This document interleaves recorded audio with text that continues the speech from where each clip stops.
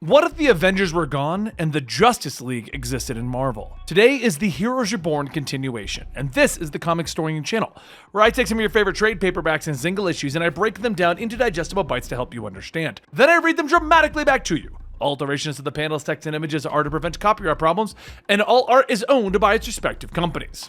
Heroes Reborn is the current crossover event over at Marvel Comics, and the idea is simple.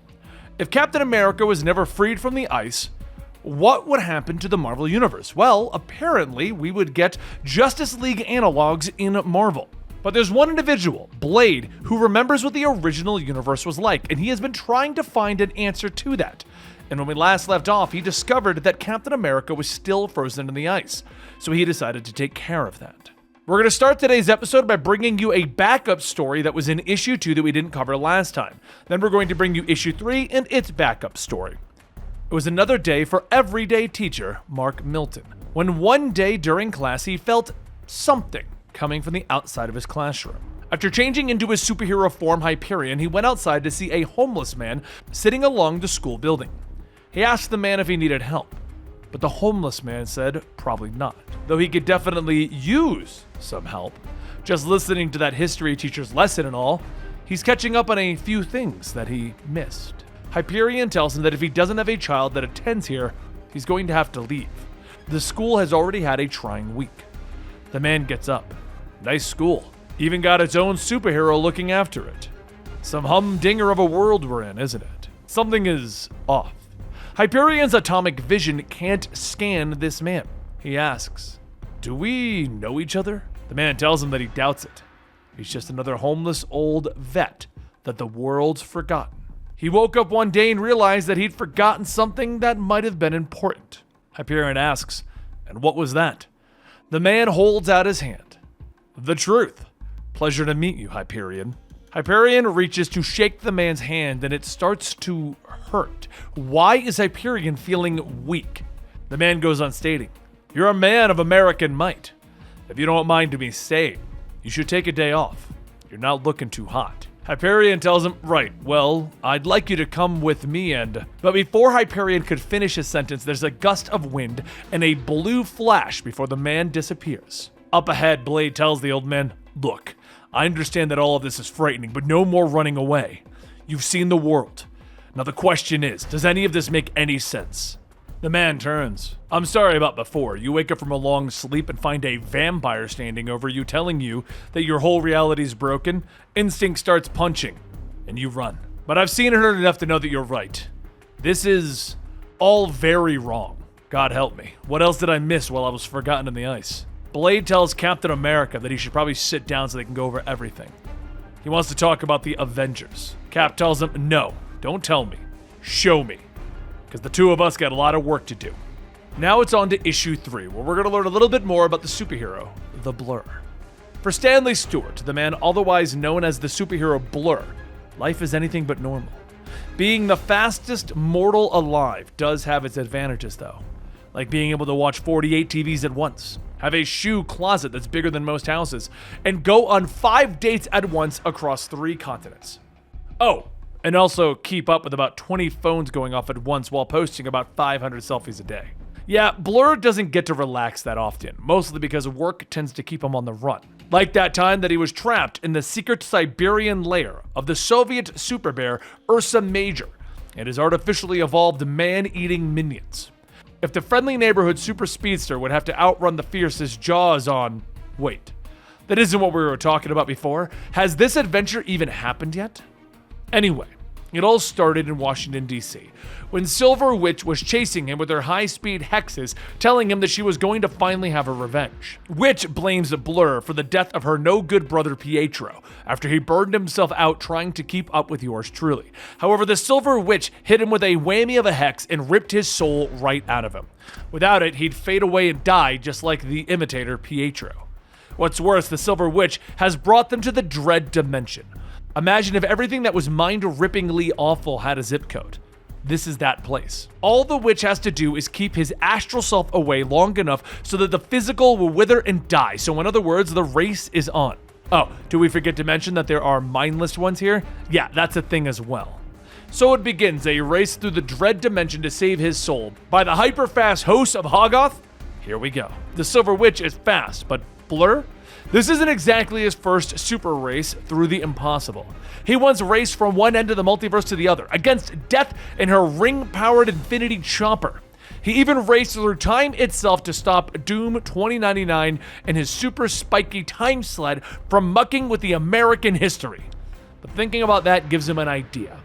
He can run faster than light and vibrate out of sync with himself, out of sync with time, and go streaking through his own timeline. The only problem is that the next thing he knows is that he's re-racing some of his greatest showdowns, like against this guy, Johnny Blaze, the speedster of vengeance, the Ghost Runner. Spoilers, he ran so fast that Johnny's bones melted. So after taking a power nap for a few years in the 33rd century, it's time to... Wait, what was he doing? Oh right, Silver Witch and his soul are being taken and blah blah blah blah blah. Let's catch you up again. All he has to do is tear through time so that he could skip ahead to the part where he wins and take his soul back. Except when he comes back, the Silver Witch zaps his powers. The next thing that he knows, it's like he's stuck in melted adamantium. He could barely move and, oh god, is this what it's like to be normal? This may be the mile that finally kills him. But wait, think back. All those years ago when he first went to the mystical monastery of Kamar Taj in Tibet. He was going crazy from his super speed powers when the mystical art showed him the way. All he had to do was look at a flower, sit and look. It slowed him, grounded him even, and all he had to do is breathe. Some races you can't win by running. Took him a long time to learn that, 17 days to be exact, which for a super speedster is a lifetime. His name is Stanley Stewart, the Blur, the fastest mortal alive, and he has the attention span of a hummingbird on meth. All he knows is what he sees. With all of his focus, with all of his eyes, to see the life racing past him just beyond the doors of perception, to see everything that you miss going by. And by the groovy moons of Manipur, it's time. Up ahead as the Silver Witch runs, she is stopped by a giant mystical whale that crashes in front of her. She looks up asking, what in the world is that? And Blur says that he's pretty sure it's called a wrath whale. Sounds fearsome, but they're pretty peaceful. Now it's time to take back his soul and take her home. Back to Ravencroft Asylum so that she can hang out with the rest of the super loonies. And once the hex wears off, he's on the run again. Things are back to the way they should be. Aren't they? Now we go to the backup of this issue. It is true that Ravencroft is the home to the most criminally insane superheroes, and that sometimes the prisoners act out towards one another. Like one day, Bullseye wanted to see if he could kill a man with his own bloody tooth. However, Bullseye was stopped by an exploding rat. The fire from the rat burned so hot that it was burning his soul. And there's only one flame that can burn so hot. The fire of the Phoenix, harnessed by Warden Maya Lopez, once known as Echo. And that's exactly what the world is right now. An echo of the way it's meant to be. It just can't be a coincidence that she gained the cosmic powers of the Phoenix when whatever the hell happened, happened.